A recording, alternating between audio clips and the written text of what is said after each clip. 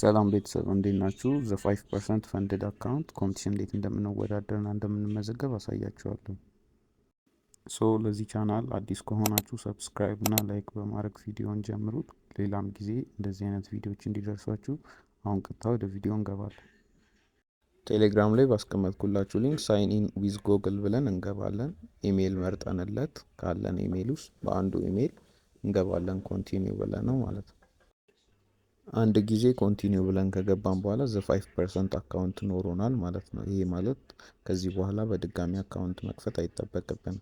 ስለዚህ ከታች የተለያዩ አይነት አካውንቶች አሉን። እሱን ትተን ከላይ ሬጂስተር የሚለውን እንነካለን። ከገባን በኋላ ወደ ውስጥ እዚህ ጋር እየተካሄደ ያለ የተዘጉና ወደፊት ሊጀመሩ ያሉ ኮምፒቲሽኖችን ያሳየናል። ያለቁ ኮምፒቲሽኖች እነዚህ ናቸው እንደምታዩቸው። እኛ እሱን አይደለም የምንፈልገው። አሁን እየተካሄደ ያለውን ኮምፒቲሽን ካሚንግ የሚለውን ነክተን ወደ እሱ እንመለሳለን ማለት ነው።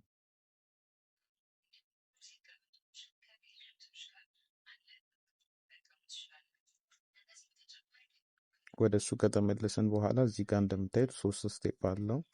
ስኪላችንን ካሳየን በኋላ ጆይን አድርገን አካውንቱን ይሰጡናል። ጆይን ነው የሚለውን እንነካዋለን። አክሰፕት ሩላቸውን አክሰፕት አድርገን እንመዘገባለን። ለመጀመር 21 ሰዓት ብቻ ነው የቀረው።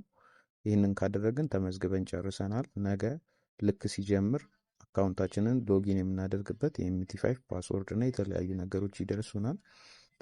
ይህንን አካውንት ደግሞ ይህንን ኮምፒቲሽን የምናሸንፍ ከሆነ ከ1 እስከ 100 ላሉት ነው ቪዲዮ መጀመሪያ ላይ እንዳሳየሁት የሚሸልሙት የተለያዩ አካውንቶች ናቸው። በጣም ጥቅም ያላቸው እና ዋጋቸው በጣም ከፍ ያሉ አካውንቶችን ነው የምንሸለመው።